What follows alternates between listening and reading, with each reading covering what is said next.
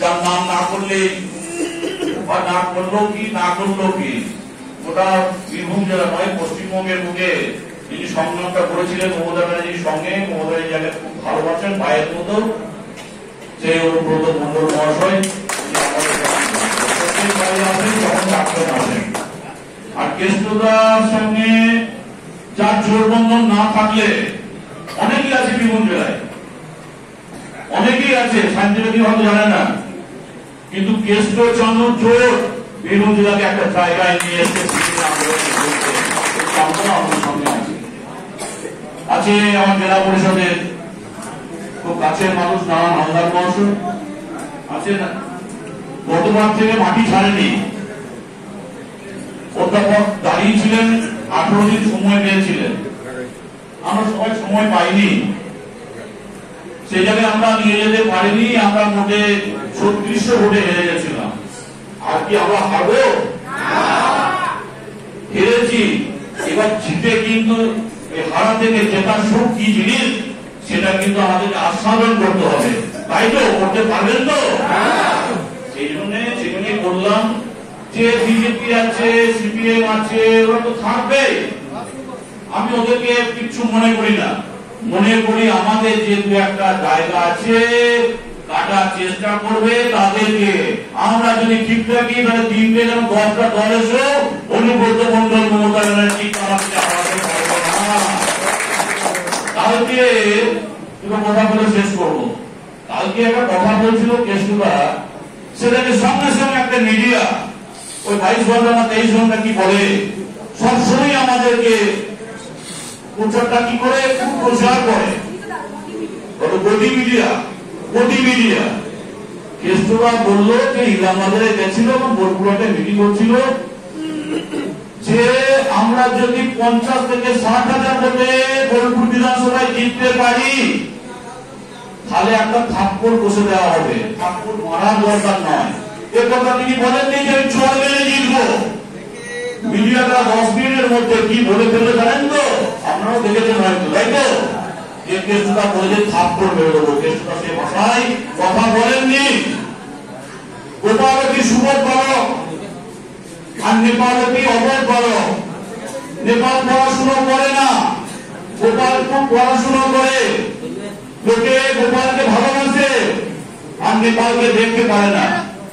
নেপালকে দেখলেই সবাই কি করে মুখ নামিয়ে চলে যায়। সেই নেপাল মাধ্যমিকে যারা তাকে অবজ্ঞা করত, স্টার পেয়ে পাস করলো, মানে কি সেই নেপাল লোকেদেরকে থাপ্পড় মেরে দেখিয়ে দিল আমিও গোপাল হতে পারি। সেই কথাটাকে কালকে যারা হাতে বললো তার থেকে লজ্জার জায়গা থাকে না। এমন ভাবে শুধু কেষ্টদার বদনাম করো, কেষ্টদার বদনাম করো, কে ওই একটা গতি মিডিয়া। এরা জানে না কেষ্টদার লড়াইটা, জানে না এই লাল মাটির লড়াইটা, জানে না অনেকেই আমাদের নয়া প্রজন্ম জানে না। জীবনকে বাজিয়ে রেখে, জানকে বাজিয়ে রেখে তিনি লড়াই করেছিলেন। যাই হোক, আমি আর যাবো না। আপনাদেরকে যে কথা তিনি বললো, উনিও একটা হাত থেকে গিয়ে জেতার স্বাদ পেয়েছেন। বাঁকুড়াতে হেরেছিলেন, কঠোর পরিশ্রম করে আমরা দেখেছি, নিজের মাইক নিয়ে বলতে প্রত্যেকটি বাড়ি গিয়ে তার মানে কি কঠোর পরিশ্রমের কোন বিকল্প হয় না, আজ পর্যন্ত নেই। তো যে খারাপ ছেলে আছে সেও হতে পারে, মতো ভালো ছেলে হতে পারে। আমি আজকে ধন্যবাদ জানাচ্ছি এখানকার পারফরম্যান্স কমিটিকে এবং সমস্ত বুথ কমিটিকে, তাদের বিজয়ের দিনে শুভেচ্ছা ভালোবাসা জানাচ্ছি, বড়দেরকে প্রণাম জানাচ্ছি, শ্রদ্ধা নিবেদন করছি, ছোটদের ভালোবাসা জানাচ্ছি। যে তারা আমাকে বলেছিল যে কালকের মধ্যে জমা দিতে হবে। আমরা আজকে কেষ্টদার কথা মতো তাদের এপিক নাম্বার এবং 135টা বুথের দিয়ে আমাদের নাম্বার আগেই পেয়ে গেছি, এপিকও নাম্বার দিয়ে গেলাম। আপনাদেরকে অশেষ ধন্যবাদ জানাই। কালী পুজোর আগে সবাই এক হয়ে বলে দিয়েছিল দিদি বারবার ধর্ম যার যার উৎসব সবার। আমরা কালী পুজোটাকেও দেখিয়ে দিয়েছি।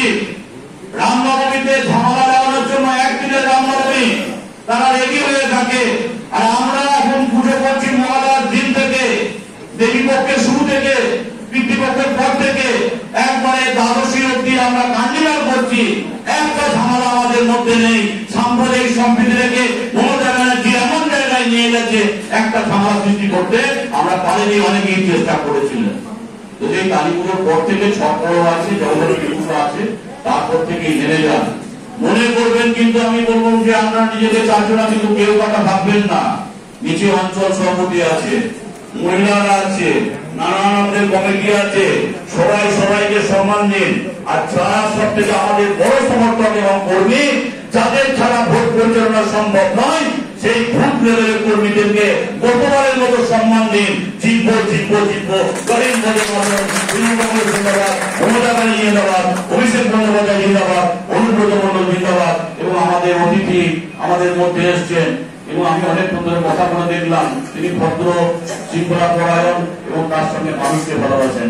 তাকেও আমার সায়ন্তিকা ব্যানার্জিকে আমাদের ধন্যবাদ শ্রদ্ধা জানিয়ে আমার ছোট্ট বক্তব্য শেষ করছি। জয় হিন্দ, ধন্যবাদ।